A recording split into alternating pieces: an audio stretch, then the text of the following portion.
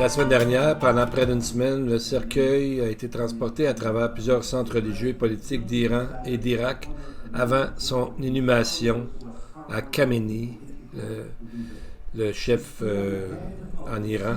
Des foules immenses se sont rassemblées tout au long du parcours. Les autorités iraniennes avaient évoqué au préalable une affluence pouvant atteindre 20 millions de personnes et on n'a pas certain du chiffre, mais il y avait quand même énormément de gens. Et pourquoi ces gens veulent absolument détruire Israël?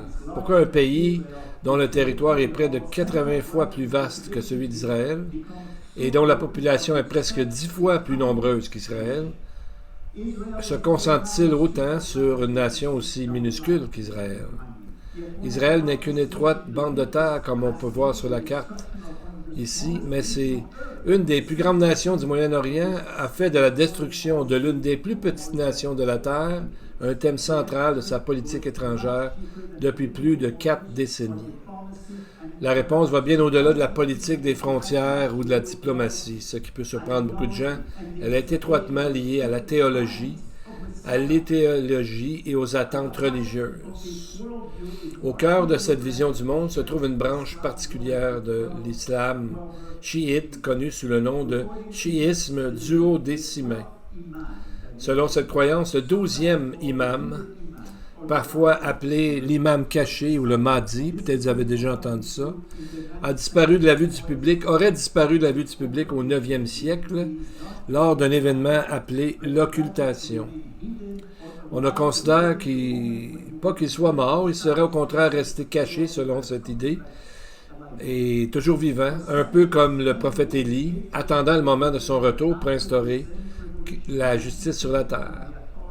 Pendant des siècles, beaucoup croyaient qu'il devait simplement attendre fidèlement son retour. Mais, depuis la révolution islamique de 1979, où l'ayatollah Khomeini a introduit une nouvelle interprétation révolutionnaire, il a enseigné que l'État islamique devait préparer activement le monde au retour du Mahdi ou du Messie.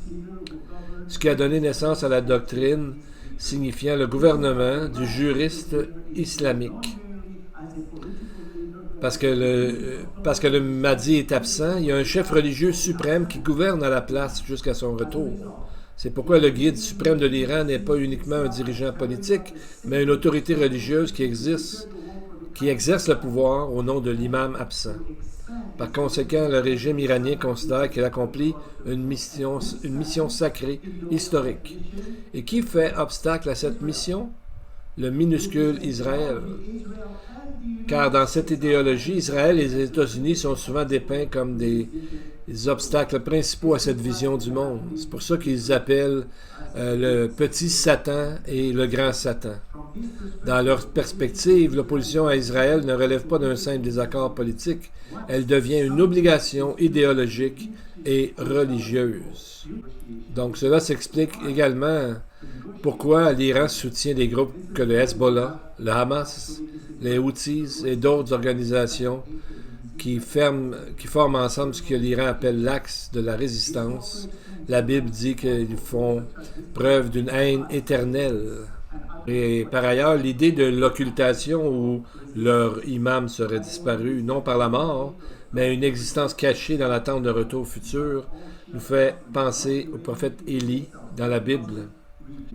Au fait, cette idéologie ne représente ni l'islam dans son ensemble, ni l'ensemble des musulmans chiites, ni le peuple iranien lui-même. De nombreux musulmans la rejettent totalement, de nombreux Iraniens également la rejettent. Mais ce qui se joue aujourd'hui au Moyen-Orient est beaucoup plus que ce qu'on voit aux nouvelles. C'est par rapport aux prophéties bibliques de la fin des temps. Pour plus de maintenant 2000 ans, on voit que de l'Iran et Israël se retrouvent face à face encore sur la scène de l'histoire humaine.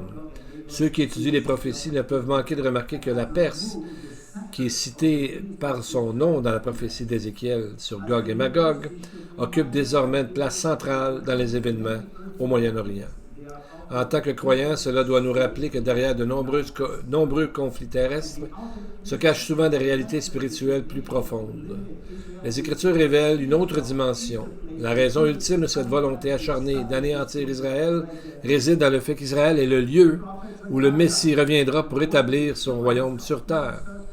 Les prophéties de Zacharie, comme les paroles de Jésus, Yeshua lui-même, désignent Jérusalem et Israël comme des points de convergence des événements entourant le retour de Jésus. Avant son retour, Yeshua a déclaré « Car, je vous le dis, désormais vous ne me verrez plus jusqu'à ce que vous disiez « Béni soit celui qui vient au nom du Seigneur ». Matthieu 23, 39. Israël occupe une place unique dans le plan prophétique de Dieu.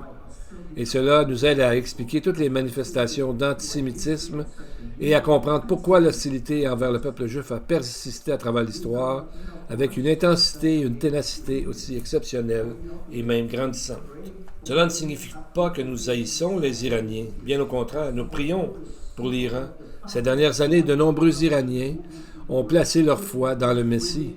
Certains observateurs évoquent même l'un des mouvements d'église clandestine qui connaît la croissance la plus rapide au monde, au sein même de l'Iran. Notre combat s'inscrit contre des idéologies et des forces spirituelles qui s'opposent à Dieu. Comme Paul a dit, nous n'avons pas à lutter contre la chair et le sang, mais contre les dominations, les autorités, les princes de ce monde de ténèbres, les esprits méchants dans les lieux célestes. Éphésiens 6:12. Donc cette vérité est bien plus grande et donc nous savons que Dieu est celui qui aura la victoire finale. Amen.